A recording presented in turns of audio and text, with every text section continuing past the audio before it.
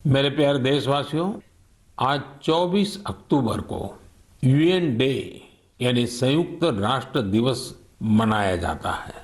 ये वो दिन है जब संयुक्त राष्ट्र का गठन हुआ था। संयुक्त राष्ट्र की स्थापना के समय से ही भारत इससे जुड़ा रहा है।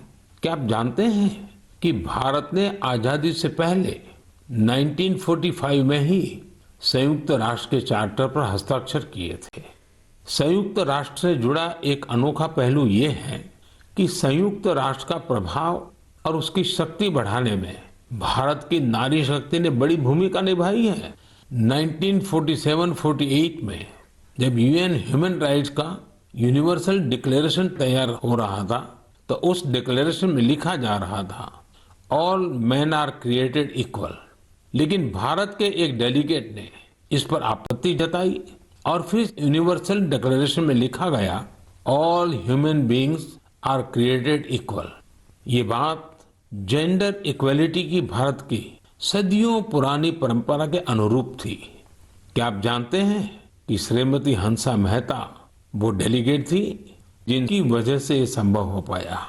उसी दौरान एक अन्य डेलीगेट श्रीमती लक्ष्मी मेनन ने जेंडर इक्वलिटी के मुद्दे पर जोरदार तरीके से अपनी बात रखी थी। यही नहीं, 1953 में श्रीमती विजया लक्ष्मी पंडित यूएन जनरल असेंबली की पहली महिला प्रेसिडेंट भी बनी थी। साथियों, हम उस भूमि के लोग हैं जो ये विश्वास करते हैं, जो ये प्रार्थना करते हैं, ओम द्यौः शांति, अंतरिक्षम शांति, पृथ्वी शांति, आपः शांति, औषधयः शांति, वनस्पतयः शांति, विश्वे देवा शांति, ब्रह्म शांति, सर्वम शांति, शांति एव शांति, सामा शांति रेधि, ओम शांति शांति शांति। भारत ने सदैव विश्व शांति के लिए काम किया है। हमें इस बात का गर्व है कि भारत 1950 के दशक से लगातार संयुक्त राष्ट्र शांति मिशन का हिस्सा रहा है।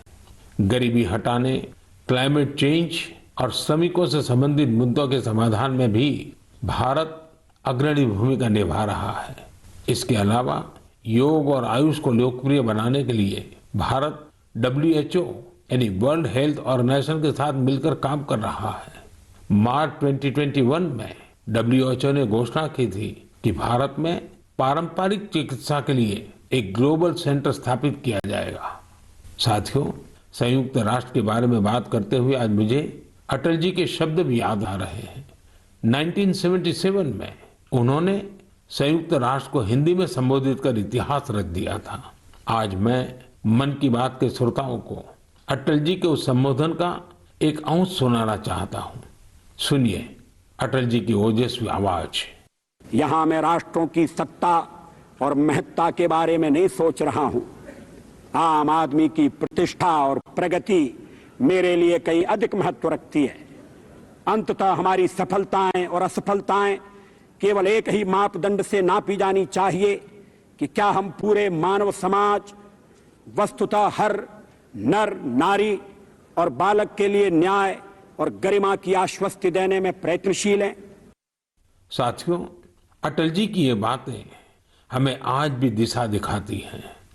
इस धरती को एक बेहतर और सुरक्षित प्लेनेट बनाने में भारत का योगदान विश्व भर के लिए बहुत बड़ी प्रेरणा है। मेरे प्यारे देशवासियों, अभी कुछ दिन पहले ही 21 अक्टूबर को हमने पुलिस स्मृति दिवस मनाया है। पुलिस के जिन साथियों ने देश सेवा में अपने प्राण न्यौछावर किए हैं, इस दिन हम उन्हें विशेष तौर पर याद करते हैं। मैं आज अपने इन पुलिस कर्मियों के साथ ही उनके परिवारों को भी याद करना चाहूंगा। परिवार के सहयोग और त्याग के बिना पुलिस जैसी कठिन सेवा बहुत मुश्किल है। पुलिस सेवा से जुड़ी एक और बात जो मैं मन की बात के श्रोताओं को बताना चाहता हूँ। पहले धारणा बन गई थी कि सेना और पुलिस जैसी सेवा केवल पुरुषों के लिए ही होती है, लेकिन आज ऐसा नहीं है। Bureau of police research and development के आंकड़े बताते हैं कि पिछले कुछ वर्षों में महिला पुलिस कर्मियों की संख्या डबल हो गई है, दोगुनी हो गई है। 2014 में जहां इनकी संख्या 1,05,000 के करीब थी, वहीं 2020 तक इसमें 2 गुने से भी ज्यादा की बढ़ोतरी हुई है और ये संख्या अब 2,15,000 तक पहुंच गई है। यहां तक कि सेंट्रल आर्म पुलिस फोर्सेस में भी पिछले 7 सालों में महिलाओं की संख्या लगभग दोगुनी हुई है। और मैं केवल संख्या की बात नहीं करता, आज देश की बेटियां कठिन से कठिन ड्यूटी भी पूरी ताकत और हौसले से कर रही हैं। उदाहरण के लिए कई बेटियां अभी सबसे कठिन मानी जाने वाली ट्रेनिंग में से एक स्पेशलाइज जंगल वॉरफेयर कमांडोज की ट्रेनिंग ले रही हैं। ये हमारी कोबरा बटालियन का हिस्सा बनेगी।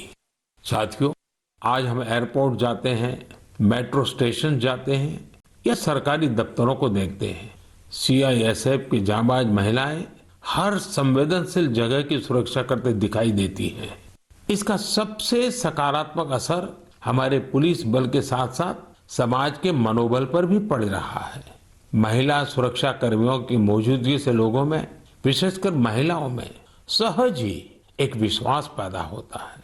वे उनसे स्वाभाविक रूप से खुद को जुड़ा महसूस करती हैं। महिलाओं की संवेदनशीलता की वजह से भी लोग उन पर ज्यादा भरोसा करते हैं। हमारी ये महिला पुलिसकर्मी देश की लाखों और बेटियों के लिए भी रोल मॉडल बन रही है। मैं महिला पुलिसकर्मियों से अनुरोध करना चाहूंगा कि वे स्कूलों के खुलने के बाद अपने क्षेत्रों के स्कूलों में विजिट करें, वहां बच्चियों से बात करें। मुझे विश्वास है कि इस बातचीत से हमारी नई पीढ़ी को एक नई दिशा मिलेगी। यही नहीं, इससे पुलिस पर जनता का विश्वास भी बढ़ेगा। मैं आशा करता हूं कि आगे और भी ज्यादा संख्या में महिलाएं पुलिस सेवा में शामिल होगी, हमारे देश की न्यू एज पॉलिसिंग को लीड करेगी। मेरे प्यारे देशवासियों, बीते कुछ वर्षों में हमारे देश में आधुनिक टेक्नोलॉजी का इस्तेमाल जिस तेजी से बढ़ा है, उस पर अक्सर मुझे मन की बात के श्रोता अपनी बातें लिखते रहते हैं। आज मैं ऐसे ही एक विषय की चर्चा आपसे करना चाहता हूं, जो हमारे देश, विशेषकर हमारे युवाओं और छोटे छोटे बच्चों तक की कल्पनाओं में छाया हुआ है। ये विषय है ड्रोन का, ड्रोन टेक्नोलॉजी का।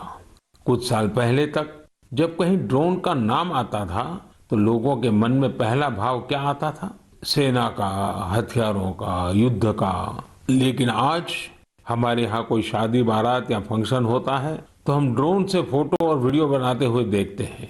ड्रोन का दायरा, उसकी ताकत सिर्फ इतनी ही नहीं है।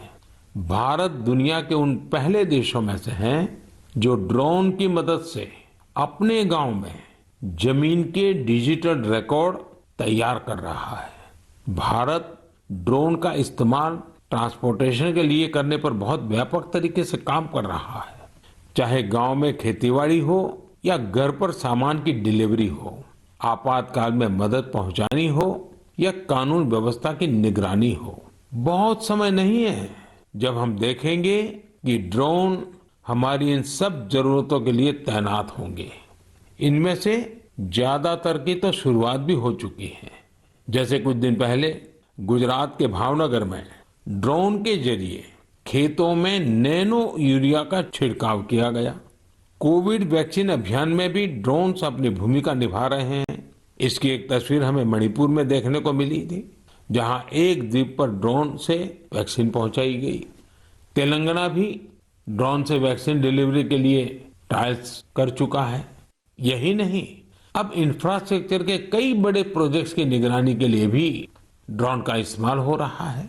मैंने एक ऐसे यंग स्टूडेंट के बारे में पढ़ा है जिसने अपने ड्रोन की मदद से मछुआरों का जीवन बचाने का काम किया। साथियों, पहले इस सेक्टर में इतने नियम, कानून और प्रतिबंध लगाकर रखे गए थे कि ड्रोन की असली क्षमता का इस्तेमाल भी संभव नहीं था। जिस टेक्नोलॉजी को अवसर के तौर पर देखा जाना चाहिए था, उसे संकट के तौर पर देखा गया। अगर आपको किसी भी काम के लिए ड्रोन उड़ाना है तो लाइसेंस और परमिशन का इतना झंझट होता था कि लोग ड्रोन के नाम से ही तौबा कर लेते थे। हमने तय किया कि इस माइंडसेट को बदला जाए और नए ट्रेंड्स को अपनाया जाए। इसलिए इस साल 25 अगस्त को देश एक नई ड्रोन नीति लेकर आया। ये नीति ड्रोन से जुड़े वर्तमान और भविष्य की संभावनाओं के हिसाब से बनाई गई है। इसमें अब न बहुत सारे फॉर्म्स के चक्कर में पड़ना होगा, न ही पहले जितनी फीस देनी पड़ेगी। मुझे आपको बताते हुए खुशी हो रही है कि नई ड्रोन पॉलिसी आने के बाद कई ड्रोन स्टार्टअप्स में विदेशी और देशी निवेशकों ने निवेश किया है। कई कंपनियां मैन्युफैक्चरिंग यूनिट्स भी लगा रही हैं। आर्मी, नेवी और एयरफोर्स ने भारतीय ड्रोन कंपनियों को 500 करोड़ रुपए से ज्यादा के ऑर्डर भी दिए हैं। और ये तो अभी शुरुआत है, हमें यही नहीं रुकना है। हमें ड्रोन टेक्नोलॉजी में अग्रणी देश बनना है। इसके लिए सरकार हर संभव कदम उठा रही है। मैं देश के युवाओं से भी कहूंगा कि आप ड्रोन पॉलिसी के बाद बने अवसरों का लाभ उठाने के बारे में जरूर सोचें, आगे आएं। न्यूज़ टॉप 9 रोज सुबह 7 बजे और शाम 7 बजे सिर्फ TV9 भारतवर्ष पर।